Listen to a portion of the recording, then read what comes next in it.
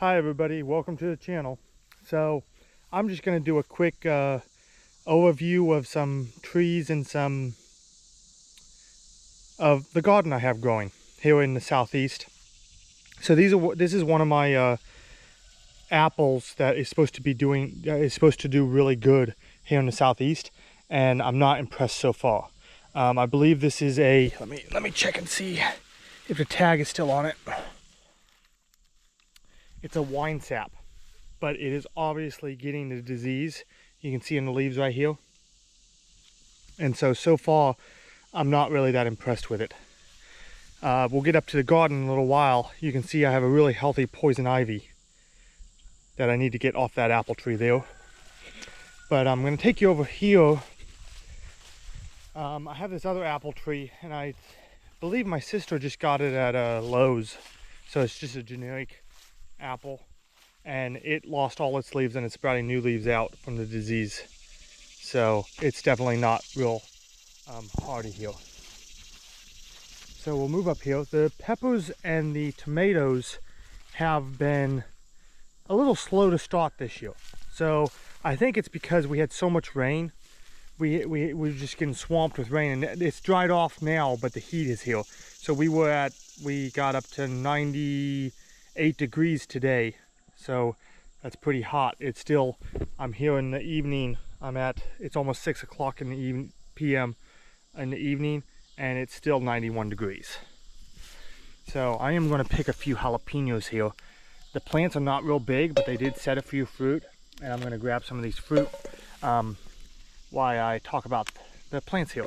So these, as you can see, are not very big or flushed out. And normally I would be growing great jalapenos and tomatoes for this time of year. As you can see though, they do have a few fruit on them that I'm able to get here. Pepper, the bell peppers, nothing on them yet. As you can see here, tomatoes are big, they just haven't been putting the fruit on. They have started now, but as you can see, the disease is already starting to run rampant. The late and early blights, they just run rampant on my tomatoes. I'm gonna go up here. Some asparagus that has ferned out. Planted some ornamental gourds and small little pumpkins for the fall here, if the squash bugs and the cucumber beetles will stay off of them. A volunteer peanut. Artichokes, which I'm trying. I tried them a few years ago and I didn't do well.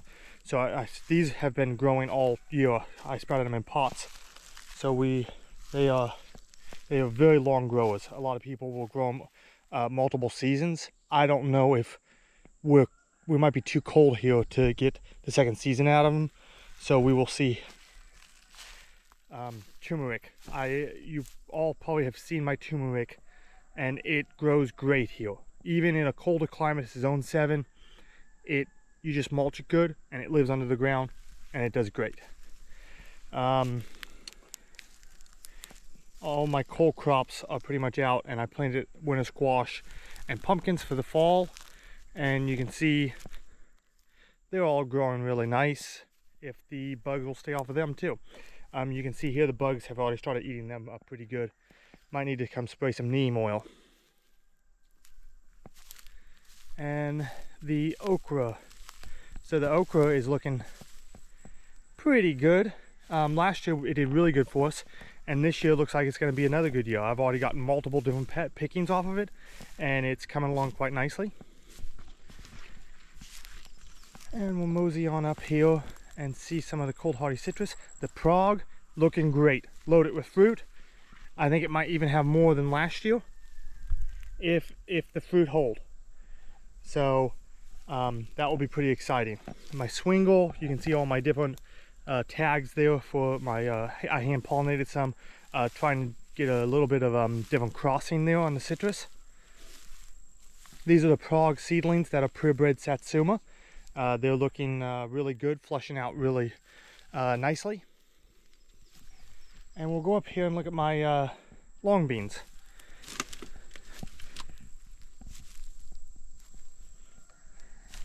I really have started to enjoy these. You can see here, you pick them young like this, and then you can just stir fry them up or steam them, and they are delicious. They're great. I've really got to enjoy those. You can see the Prague started putting out another flush of new growth as well. I don't know, I thought I saw, yeah, it's put off a little bit of blooms down here too, which is kind of strange because that's normally like a kumquat quality to put on multiple flushes of flowering. I think it and the Thomasville are the only ones of my citrus that really do that. Thomasville's here. I didn't get many blooms on my Thomasville this year, but I did do some cross-pollinating. I believe I did a cross-pollination with Swingle into Thomasville and 852, which I think will be some pretty good crosses, possibly getting very cold hardy and somewhat edible. The blueberries are finishing up, as you can see. There's not many left on here. Just a few stragglers coming along. A nice dill plant. You make really good pickles. Fresh dill. Pink eyes. Right here. Some lima beans. And sweet potatoes.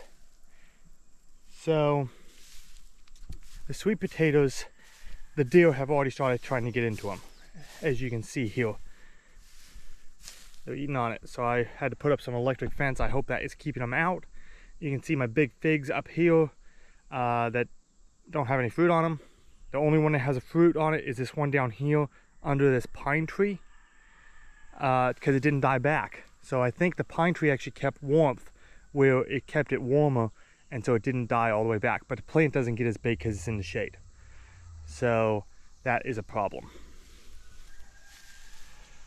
Anyways, I am going to wrap this video up. I just wanted to show you what was going on in the garden. A little update on the cold hardy citrus. You can see the fruit up there in the Swingle. And I will keep you all in the loop. I will have to do a video soon on the other cold hardy citrus just to see how they're doing. Of course, the winter time is when you really test cold hardy citrus, but yeah, but you know, it's fun to see it as the year progresses.